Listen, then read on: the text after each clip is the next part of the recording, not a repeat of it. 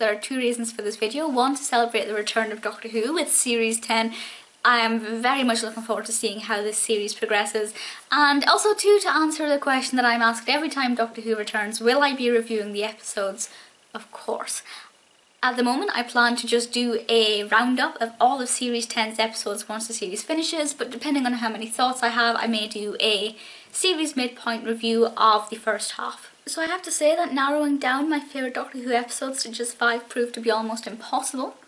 So I have 5 plus 2 at the end that kind of just didn't quite make the cut, and I'm also very keen to know which episodes are your favourites as well, so do please let me know in the comments. Now, before anybody points it out, yes, these are all 21st century Doctor Who. I have seen some classics. I do intend to watch more, but I haven't seen enough of the classic episodes, or indeed seen them as frequently as the 21st century Who, to class any of them as my favourites. So, in reverse order, in number 5 we have The Unquiet Dead. This is from Series 1 with Christopher Eccleston and Billie Piper. This is set in Victorian London, in Dickensian London, and here we have the Gelth. The Gelth is one of my favourite Doctor Who creations, and I just love the fact that the gas lamps become evil. It's brilliant, and the thing that I love most about this is it gave us our introduction to Eve Myles in the Doctor Who world. Eve Myles, of course, played Gwyneth and went on to play Gwen Cooper, and I love her so much. And this episode is it fills me with so much warmth, and it's kind of eerie and great to watch in winter in the dark with all the lights off. I love it.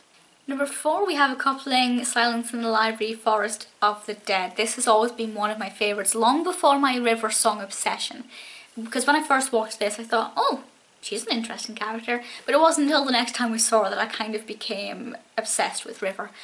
But I love this. I love the Vashta Narada. I mean, I think they are some of the most well-designed, visually compelling Doctor Who creatures we've ever had. Or, well, I don't want to spoil it if you haven't seen it, but the way we can see their presence, I think, is absolutely incredible.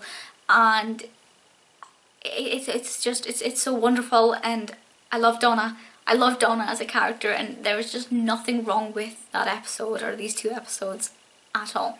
Number 3 is one that I know a lot of people have problems with, but as soon as I watched it I thought that was one of the best things, not just out of Doctor Who, but just one of the best things I have ever seen. This is Heaven Sent. And now Capaldi, I love him. He's my second favourite Doctor. Nobody will ever beat David Tennant, but Capaldi is incredible, and his performance in Heaven Sent was so good. The fact that he is basically the only person in this episode, he carried it so well, and you know, we have a lot of monotony in this episode, and when we have shows or films where the same actions are carried out time and time again, it can get a little bit dull.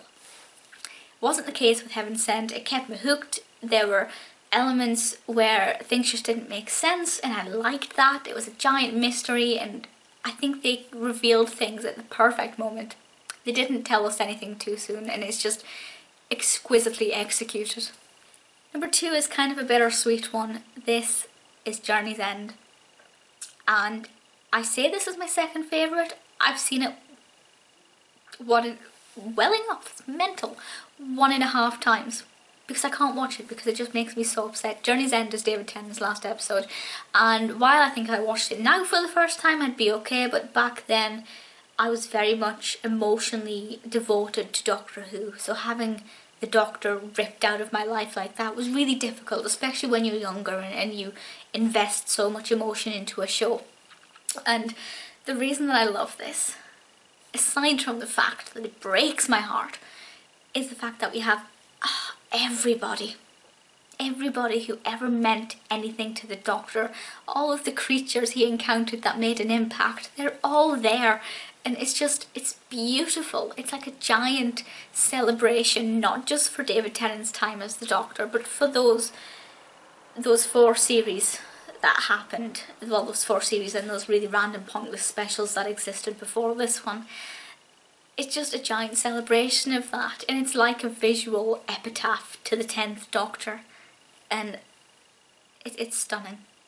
And lastly, before we get into the few that didn't make the cut, is Christmas Invasion. Now, if I'd seen Rose first, back in 2005, maybe this wouldn't be my first favourite, but the thing about Christmas Invasion, which aired Christmas Day 2005, is that it was the first Doctor Who episode I ever saw.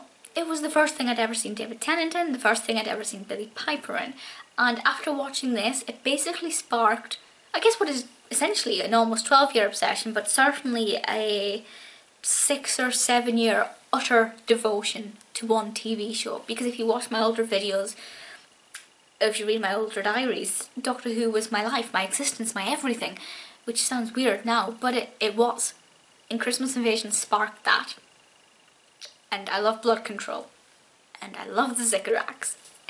And it's just, for me, this episode basically shaped the following 5 years or so of my life. So it is incredible, and I owe it a lot. And as for the two that didn't make the cut, the first one is Mummy on the Orient Express. I just thought it was really clever. I love the way they utilised the story of Christie's murder on the Orient Express. I love having mummies in not their natural settings. It's always going to excite me. And the other one is the God Complex, which I'm sure you'll realise is the only Matt Smith one here. And that's the one where they were trapped in the hotel and each door revealed deep dark fears. And that is scary. And it was just such a claustrophobic, just phobic in general experience. And yeah, it was full of surprises, and you never knew what you were going to find next and what the real threat was.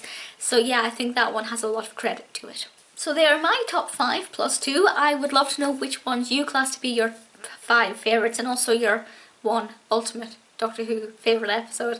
Let me know what you're thinking of Series 10 so far, and I'll speak to you all soon. Bye!